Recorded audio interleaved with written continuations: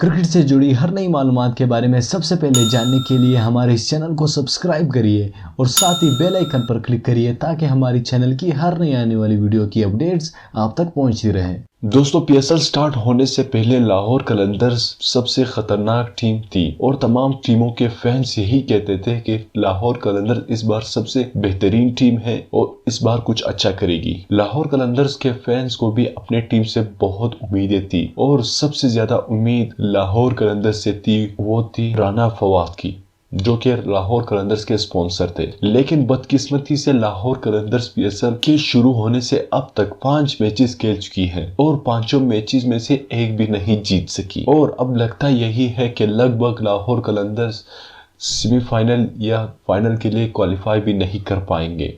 उनके लिए सेमीफाइनल और फाइनल के दरवाजे बंद हो चुके हैं। दोस्तों, लाहौर कलंदर्स के तमाशाई और फैंस का दिल टूट गया है क्योंकि लाहौर कलंदर्स कुछ ऐसे आसान मैचेस हारे हैं जो कि नाकाबिल यकीन है। दोस्तों, लाहौर कलंदर्स जब भी इनिंग स्टार्ट करती थी, चाहे वो पहली इनिंग्स थी या दूसरी इनिंग्स, वो पहले कुछ ओवरों में इतना बेहतरीन खेल पेश करते थे कि सबको 100% यही यकीन हो जाता था कि लाहौर कलंदर्स ये मैच जीत पाएगी। लेकिन 5-6 ओवरों के बाद लाहौर कलंदर्स की टीम यानी बैटिंग लाइनअप दम तोड़ जाती थी, वो कोलैप्स हो जाते थे। इसी को लेकर के राना फवाद, शोएब अख्तर और दूसरे कोचिंग स्टाफ भी खिलाड़ियों को यही समझाते थे कि आप लोग थोड़ा एहतियात से खेले, थोड़ा सब्र करके खेले। लेकिन लाहौर कलंदर्स के खिलाड़ियों ने ये बात नहीं मानी। दोस्तों, लाहौर कलंदर्स के खिलाड़ियों ने आखिर धोखा दे ही दिया।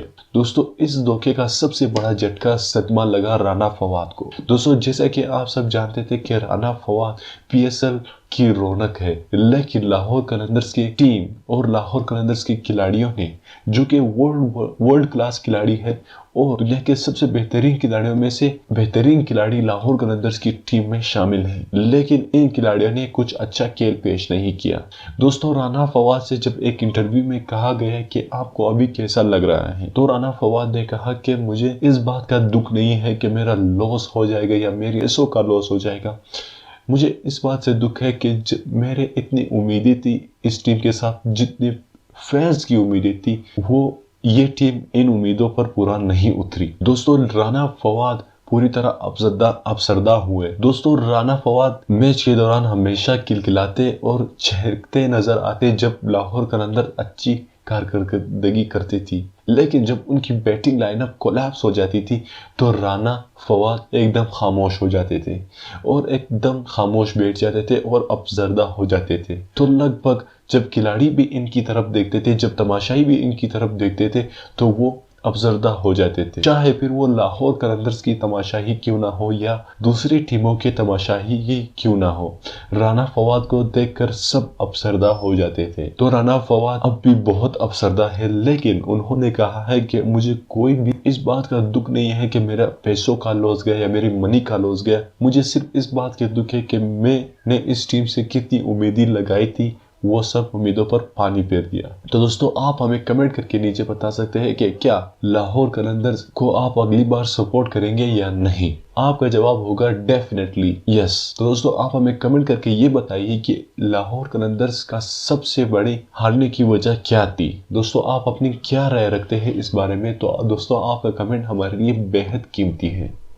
तो दोस्तों, ये थी हमारी आज की वीडियो। उम्मीद करता हूँ आपको पसंद आई होगी। अगर पसंद आई है तो वीडियो को लाइक और शेयर करना मत भूलिएगा और साथ ही हमारे चैनल को भी सब्सक्राइब करना मत भूलिएगा ताकि हमारी हर नई आने वाली वीडियो की अपडेट्स आप तक पहुँचती रहे। मैं मिलता हूँ आपसे अगली वीडियो में, तब तक के लिए मुझे इजाज़त दीजिए। अल्लाह हाफिज़।